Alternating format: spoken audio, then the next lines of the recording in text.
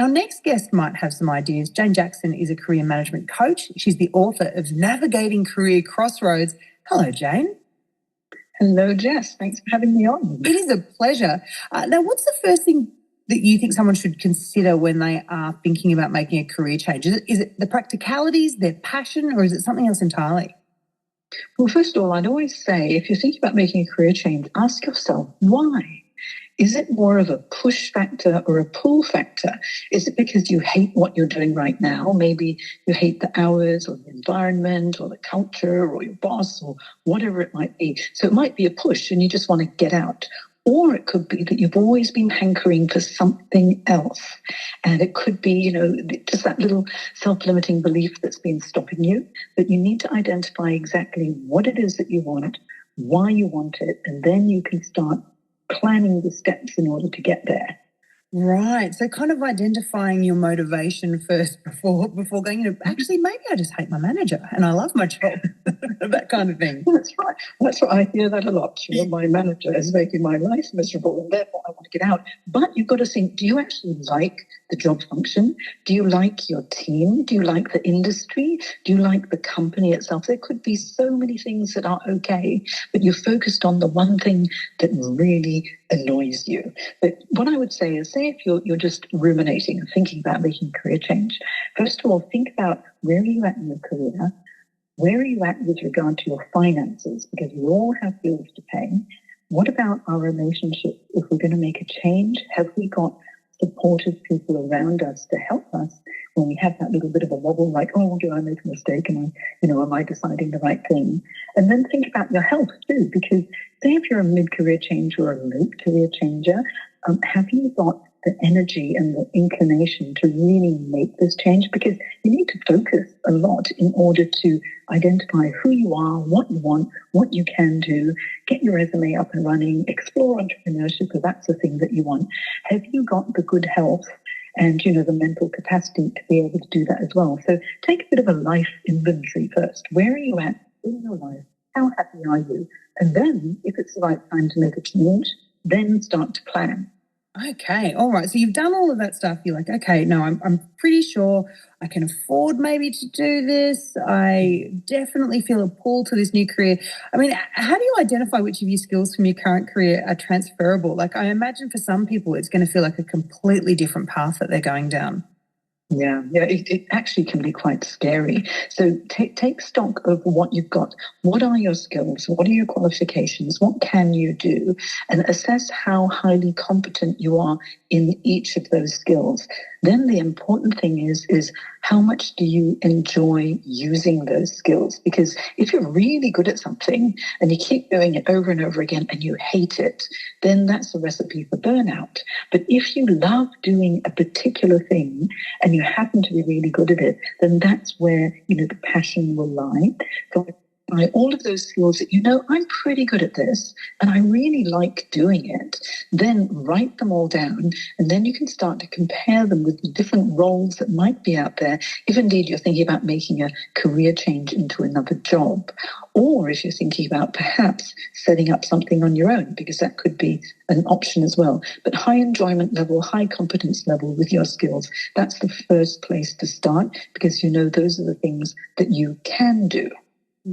For those that can't afford to leave their current job immediately, maybe they've done what you've suggested. They've looked at where they're at and they've thought, look, I can't go and start an apprenticeship right now.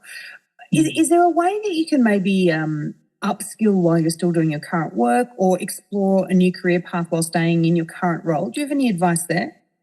Oh, yeah, absolutely. Because the thing is, say if you want to explore and do something else, of course, you can volunteer if you've got the time and the information.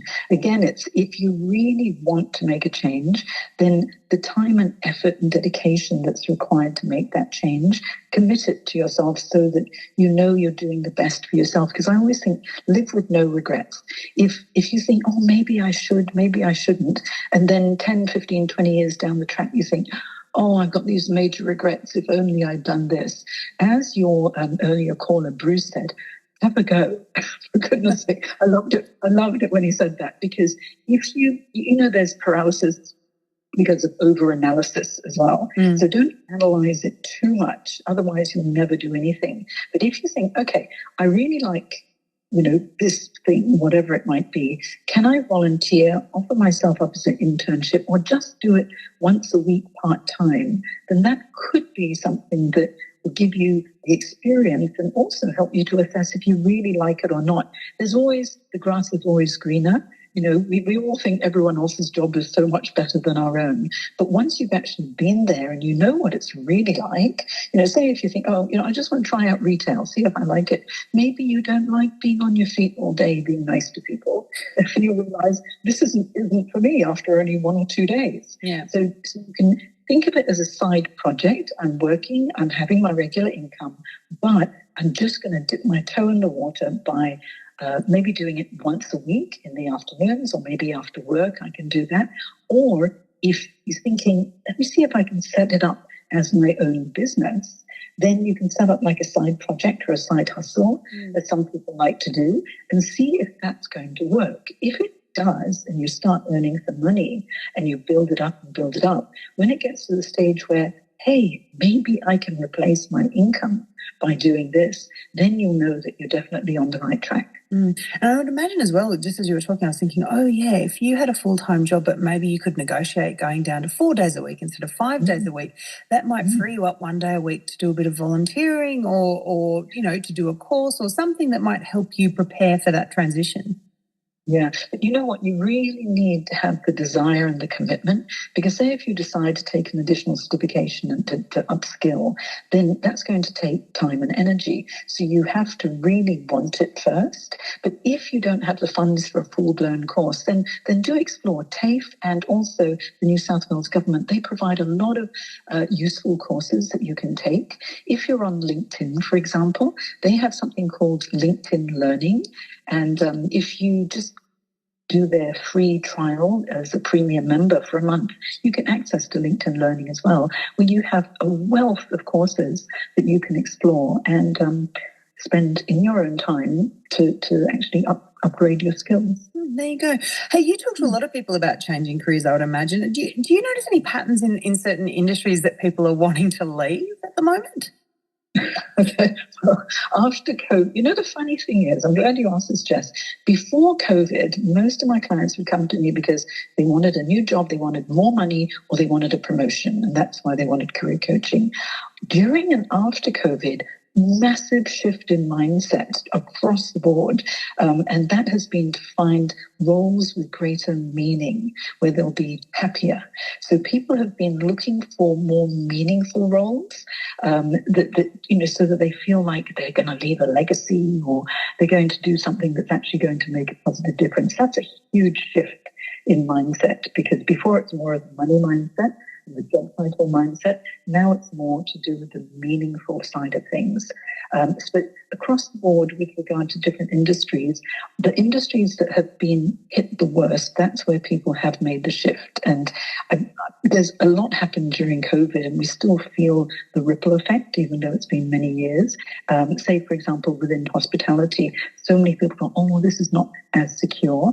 And so they left en masse. But now they're coming back to it, and they realize, actually, I really enjoyed this particular industries, and now it's starting to grow again. So I'd suggest have a look at industry reports, such as IBIS industry reports. You can access it through your local library, because they usually subscribe to the databases, and have a look and see which industries are growing and which industries are shrinking, because there's always flux, and we need to be aware that we're not marketing ourselves into an area that may, in the next 1, 2, or 3 years, be shrinking, because then we're very happy about that.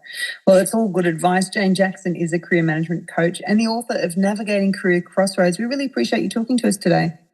Oh, thanks for having me on, Jess. I really appreciate it. Absolute pleasure.